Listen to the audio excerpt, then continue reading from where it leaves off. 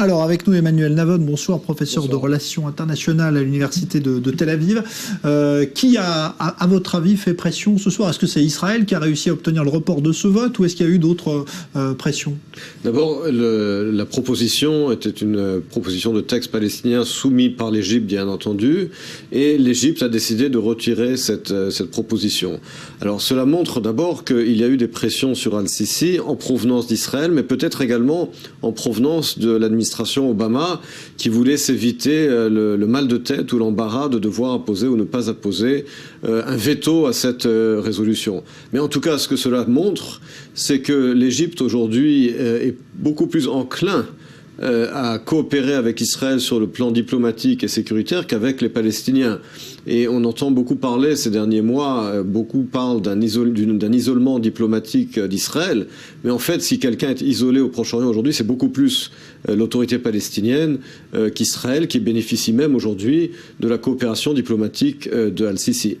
Donc on ne note pas ce soir, en tout cas, de rafraîchissement encore plus grand entre les relations entre Obama et Netanyahou, parce qu'on craignait justement que Obama fasse finalement payer à Netanyahou un jour ou l'autre ce qui s'était produit au Congrès américain. Ça n'a pas été le cas cette fois-ci. Je pense que Obama est conscient du fait qu'il a encore exactement un mois à être président des États-Unis.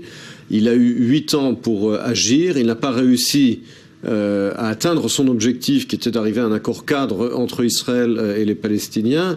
Il voit aujourd'hui que le Proche-Orient est à feu et à sang, que les États se démembrent, que la Syrie est un échec cuisant pour sa présidence.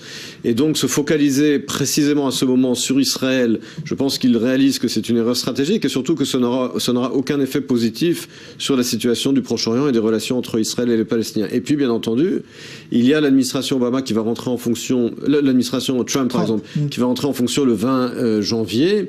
Et un mois avant la fin de sa présidence, faire pousser une résolution qui finalement n'aura pas de véritable effet sur la réalité, sur le terrain, je pense qu'il réalise lui-même que ça aurait été contre-productif.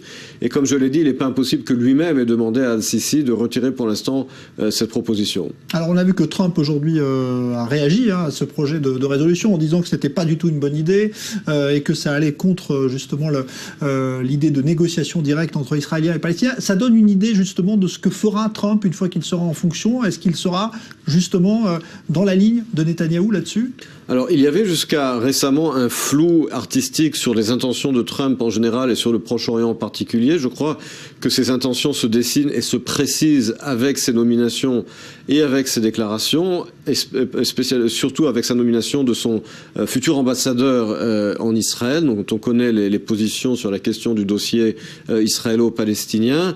Donc on a, je crois là, une indication assez claire sur le fait qu'il n'y aura pas une pression américaine sur Israël pour qu'il y ait des concessions unilatérales israéliennes, sans qu'il y ait également des pressions sur les Palestiniens. Clairement, il va y avoir des grosses différences de position entre l'administration Trump et l'administration Obama, mais nous n'en savons pas plus.